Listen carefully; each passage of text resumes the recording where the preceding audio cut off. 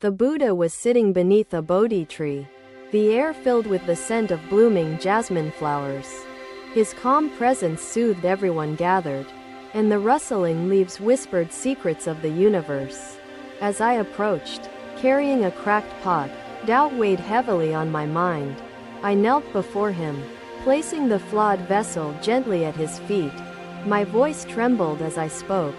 Blessed One, this pot has failed me. Its flaws render it useless and burdensome. The Buddha smiled, his gaze meeting mine with a depth that seemed to hold infinite wisdom. Why do you call this pot useless? He asked with a voice that resonated like a peaceful stream. I hesitated, unsure if I dared to question the Enlightened One's perspective. It leaks water, I explained, holding the pot up to show the thin cracks that marred its surface. He reached out, his hand brushing against the pot as though it were a sacred artifact. Do you see the cracks as flaws or as something more profound? He asked, his voice as gentle as sunlight. I blinked, puzzled, and replied hesitantly, they are flaws, Master. The pot fails to carry water as it should. The Buddha's fingers traced the crack, and the light passing through it illuminated the ground. Watch closely, he said, placing the pot back into my hands with care. Carry this along the path, he instructed, pointing toward a trail lined with wilting plants. Let the pot's imperfections guide your journey. I obeyed, though doubt still clung to me like morning mist to the earth. As I walked, water trickled from the pot, creating tiny rivulets that flowed freely onto the parched soil. Each droplet seemed to breathe new life into the barren land, transforming dust into fertile ground. Returning to the Buddha, I presented the now empty pot with a mix of confusion and wonder. Master, I said, the pot's water nourished the earth, but it could not fulfill its purpose fully. The Buddha's smile deepened, and his gaze sparkled like the dawn breaking over endless mountains. And what is its purpose? He asked, his tone gentle yet probing. I faltered, unsure if I had misunderstood something fundamental. To hold water, I replied, searching his serene face for validation. He shook his head lightly, the motion filled with compassion and understanding. Its purpose, he explained, is not confined to holding water. Its cracks reveal a greater purpose, unseen until tested. His words struck a chord deep within me, unraveling layers of preconceived notions I had clung to tightly. Do you see how life sprouted where the water fell? He asked, motioning toward the path where vibrant green now shimmered. I nodded, the realization settling into me like a seed finding fertile ground.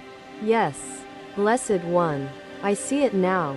The pot's imperfection nurtured life, I whispered. Humbled. Indeed, he said, his tone as steady as a mountain stream. What we perceive as imperfection often bears hidden wisdom and grace. His words wrapped around me, cradling my soul in an embrace of clarity and peace. Master, I said, my voice steadying with newfound understanding. Are our flaws like this pot's cracks, nurturing unseen blessings?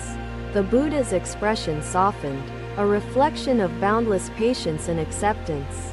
Yes, he affirmed, your imperfections shape your path and allow you to touch others in ways perfection cannot. His words resonated deeply, challenging the beliefs that had chained my mind for years.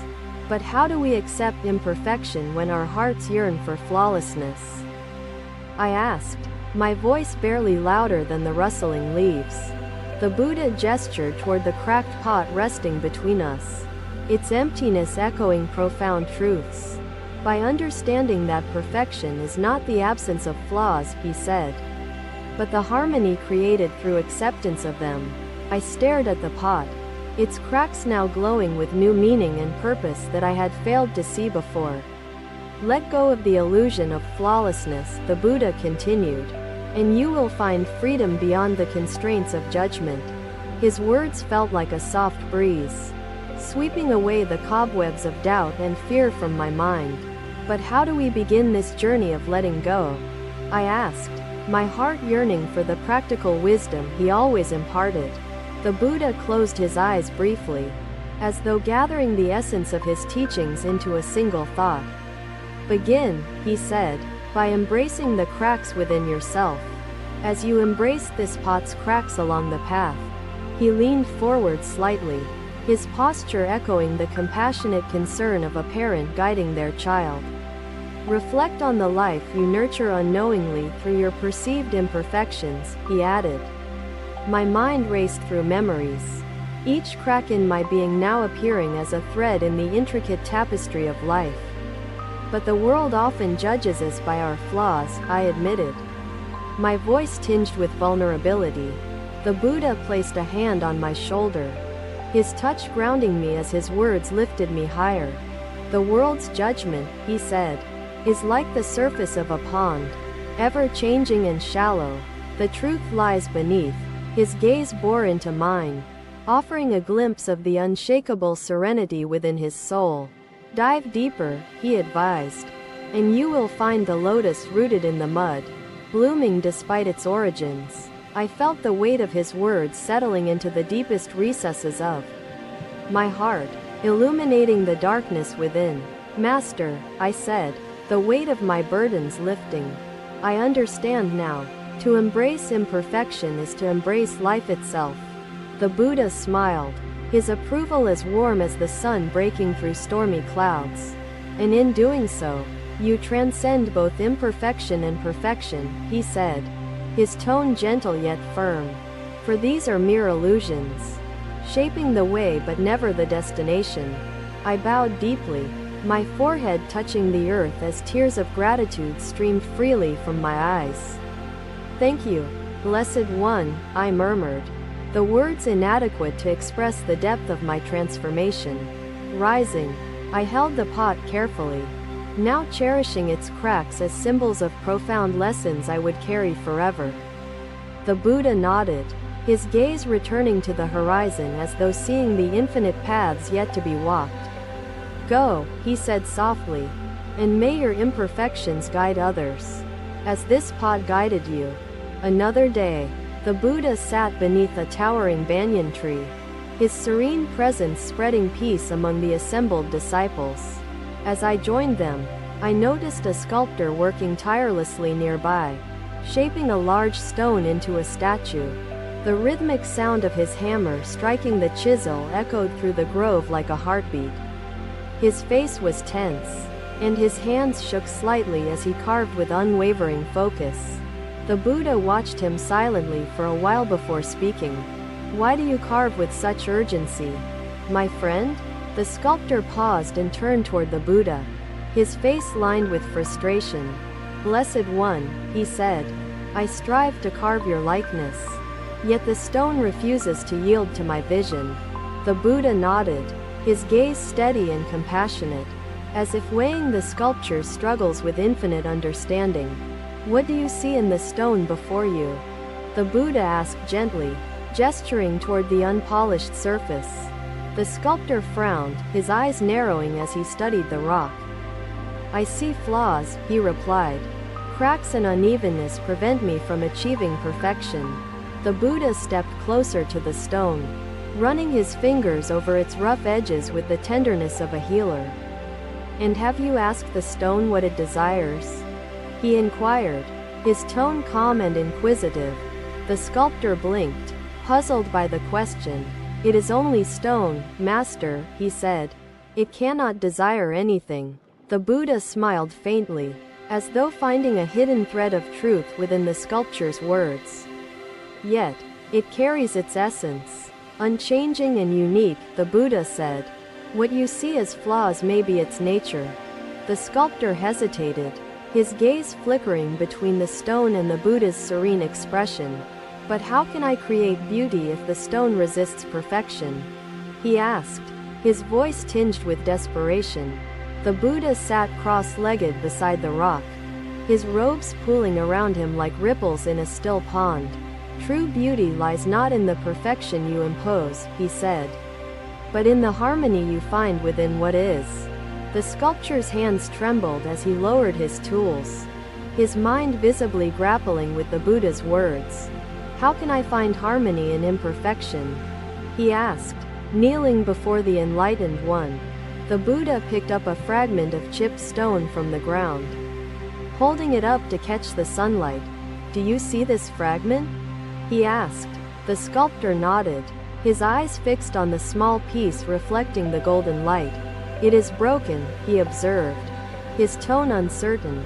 The Buddha smiled, turning the fragment so it sparkled brilliantly. And yet, its broken edges create a prism that captures and transforms light. Is this not beauty? The sculptor's eyes widened as he stared at the fragment, its imperfections now glowing with unexpected brilliance. Master, he said, his voice softened by realization. Are you saying the stone's flaws can reveal beauty unseen before? The Buddha nodded, his expression as serene as the still waters of a moonlit pond. Indeed, he said, to see the essence of what is, without judgment, is the path to true creation. The sculptor's gaze returned to the larger stone, its surface suddenly appearing less like a problem and more like an opportunity. Then what is the purpose of my carving? He asked, his tone contemplative and introspective. The Buddha reached out to touch the stone once more, his fingers tracing its natural contours with respect and care. Your purpose, the Buddha said, is not to impose perfection, but to unveil the truth that already resides within. The sculptor sat back on his heels, his hands resting on his lap as if carrying the weight of a newfound understanding. But what if my hands falter? He asked, his voice carrying a trace of vulnerability. The Buddha smiled gently, his eyes radiating infinite patience. Even faltering hands can uncover wisdom, he said. Each mark you make carries a lesson, a step toward understanding. The sculptor picked up his chisel again, his grip steadier, his movements imbued with newfound intention and care. Master, he said, glancing back at the Buddha, you have shown me that creation is a dialogue, not a conquest. The Buddha inclined his head, his approval as silent as the rustling leaves overhead. And in this dialogue, you will find not only the stone's truth but your own, he said. The sculptor began to carve once more, the sound of his hammer now carrying a rhythm that resonated with acceptance. Master, I asked, turning to the Buddha, is this lesson only for the sculptor, or does it extend to all of us? The Buddha's gaze met mine, his eyes as deep and clear as an endless sky. This lesson, he said, is for all who seek to shape their lives while resisting their own nature. His words struck a chord within me, resonating like a bell echoing in a sacred temple. But how do we learn to embrace our nature when the world demands perfection? I asked, my voice trembling with vulnerability. The Buddha's expression softened, his presence as comforting as the warmth of the sun after a cold night. By understanding that the world's demands are fleeting, he said, but the essence of your being is eternal. He gestured toward the sculptor, who worked steadily, his actions now guided by a sense of peace and purpose. Do you see how the sculptor now works with the stone rather than against it? The Buddha asked. I nodded, my heart swelling with the realization that resistance had been my own folly as well. Yes, Master, I said, he is discovering the stone's truth rather than imposing his will upon it.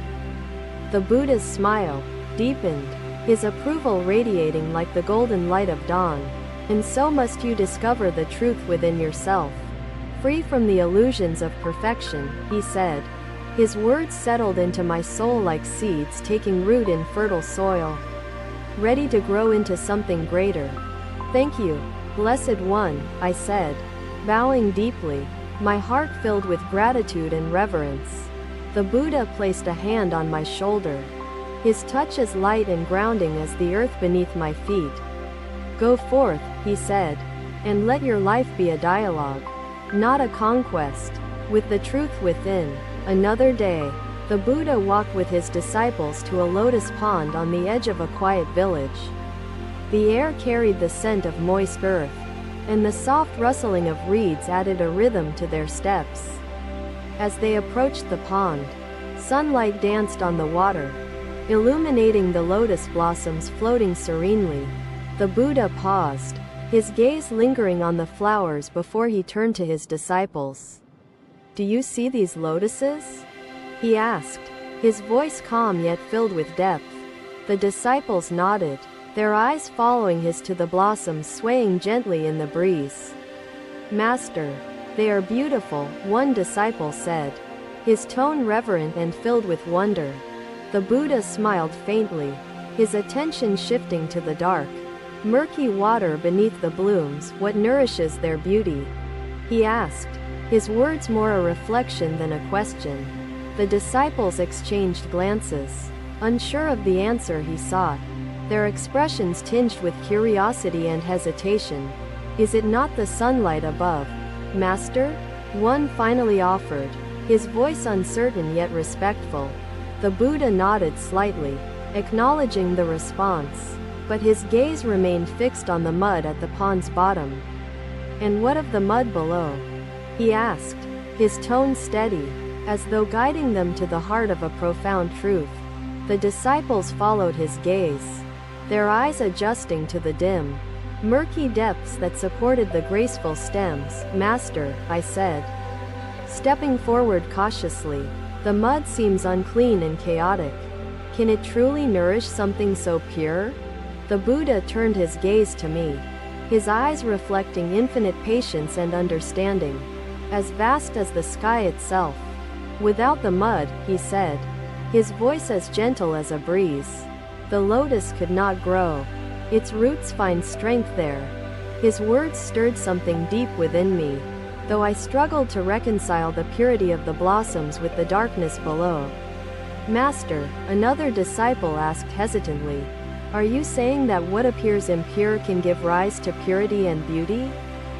The Buddha nodded, the serenity of his expression never faltering, as though he carried the universe's secrets within him. "Indeed," he said, "the mud does not hinder the lotus. It is the foundation upon which it blooms." The disciples murmured among themselves, the profound simplicity of his words resonating like ripples across their hearts. "But Master," I asked, my voice trembling slightly, "how does this lesson apply to us? To our imperfections and struggles?" The Buddha gestured to the pond, his hand sweeping across the surface like a painter crafting a masterpiece. "You," he said, "are like the lotus, rooted in the mud of your doubts, fears, and imperfections." His words struck me like a bell, their clarity cutting through the haze of my preconceived notions and self-judgment.